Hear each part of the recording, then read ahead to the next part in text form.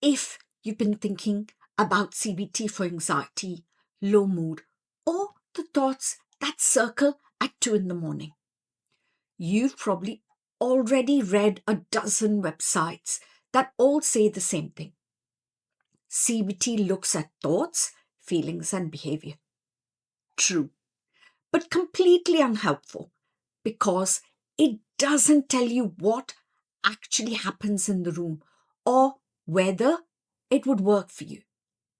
So, in the next 5 minutes, I'm going to explain what CBT actually is and why it's the most researched psychological therapy in the world, and how I use it after 25 years of clinical practice.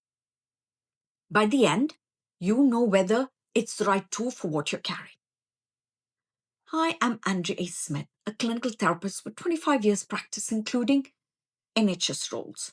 I'm registered with the NMC, the Nursing Midwifery Council, the British Psychological Society, and the CNHC. I'm trained in the 3 most evidence-based therapies for anxiety, trauma, CBT, clinical hypnotherapy, and EMDR. I see clients in Guildford and Farnham and online across the UK and also internationally. Here's the most honest way I can explain it. CBT functions through a loop present in everyone. Hence, it's called cognitive behavior therapy. So first, an event occurs. You have a thought about it. This thought triggers an emotion. The emotion manifests physically, and your body prompts a behavior. Most importantly, as many overlook, this behavior then feeds back into and reinforces the original thought. For example, a client with health anxiety feels a sensation in her chest. Her thought arises, something is wrong with my heart. Fear is the emotion. Her body then reacts with a racing pulse, tight breathing, which confirms her suspicion. She checks online, Google of course, and makes another appointment. Each time she checks, her brain interprets that sensation was dangerous. Checking was correct. This strengthens the cycle. CBT is the clinical method for finding your loop and breaking it at the right link, not with positive thinking. I have no interest in asking you to pretend things are fine. We'll take the thoughts that feel like facts and put them under proper examination and change the behaviors that keep the whole cycle running. That's it. That's the missionary. I focus on CBT because it's the most thoroughly researched psychological treatment globally. NICE, the organization that determines NHS offerings, recommends CBT as a primary treatment for the most common mental health issues like anxiety, depression, panic, OCD, PTSD, and insomnia. I spent years providing this therapy, where success is measured by tangible results. I maintain these standards in my private practice too. You're not committing to endless weekly sessions over years. CBT is structured, goal-oriented, and designed to be brief, with most clients seeing significant improvements within 6 to 8 sessions. So, what actually happens when you come in?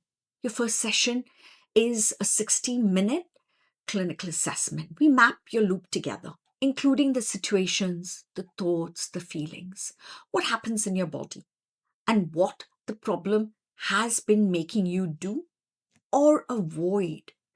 Most people tell me it's the first time anyone has laid out the whole pattern so they can see it. That alone changes something. Then we'll agree on your goals, not vague ones, the real ones. I want to drive on the motorway again, for example. Or I want to sleep without dreading the night. Or I want to stop rehearsing conversations for hours after they've ended. And I'll tell you honestly how many sessions I think you will need. Because after 25 years, I usually can tell. Between sessions, there's practice, small, specific, and agreed together. Because the change doesn't happen in my therapy room, it happens in your life and the room where we built it. One more thing before you go, because it matters when you're choosing a therapist. Most CBT practitioners can offer you one tool, CBT. I'm qualified in 3: CBT, clinical hypnotherapy, and EMDR. Why does it matter?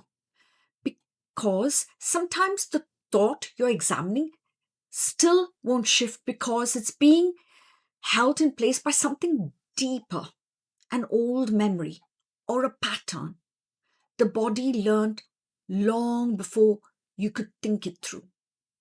When that's the case, I don't have to send you elsewhere or keep hammering away at the wrong tool. We bring in the right one. The therapy fits you, not the other way around. So if any of this sounded like you, the loop, the checking, the avoiding, the 2 in the morning thoughts, here's the next step. And it's a small one.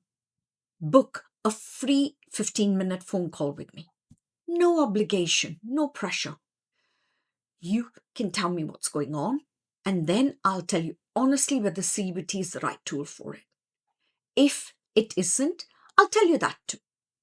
You've managed this on your own for a long time. The link is right below this video. I'm Andrea Smith. I'll speak to you soon. Bye for now.